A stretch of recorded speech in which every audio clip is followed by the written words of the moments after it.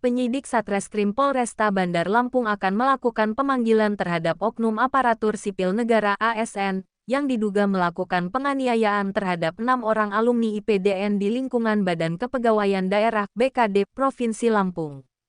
Pemanggilan terhadap oknum berinisial Denny Roland Zabara, yang memiliki jabatan sebagai Kabid di BKD Lampung tersebut untuk memintai keterangan atas peristiwa penganiayaan yang dilaporkan oleh korban.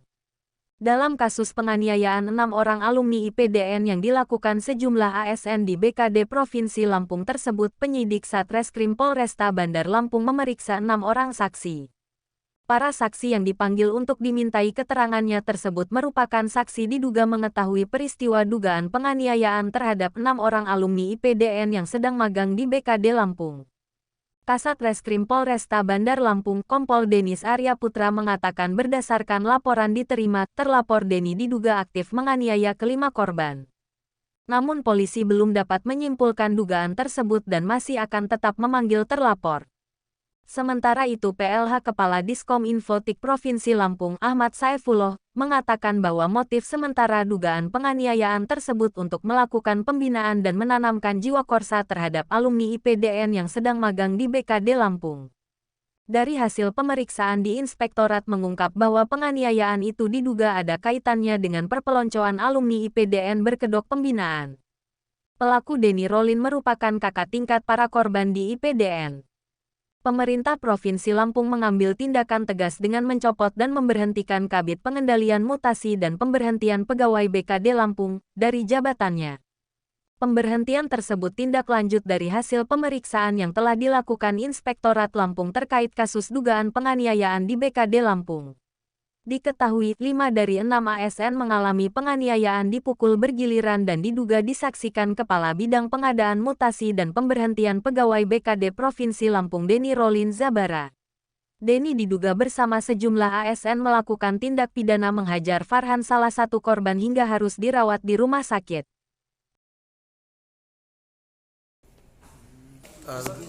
Update terkini terkait pemeriksaan sejumlah saksi yang dugaan penganiayaan oleh oknum ASN BKD seperti apa?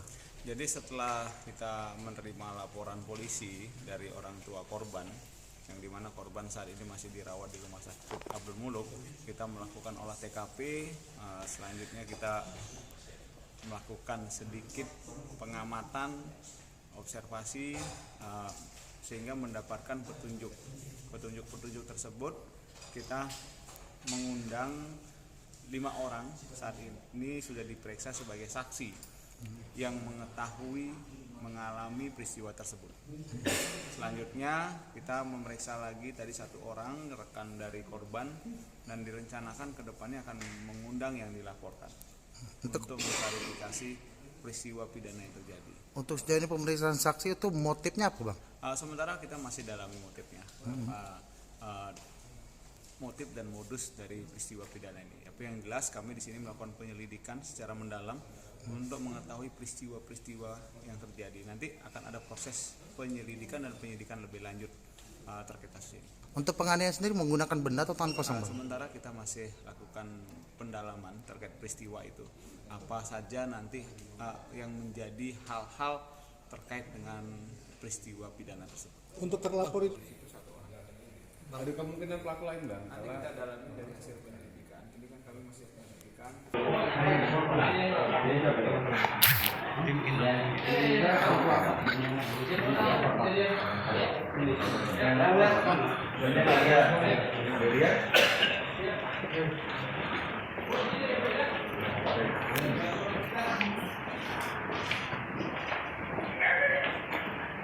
Sejauh ini udah diketahui belum sih, Bang, motifnya sendiri apa?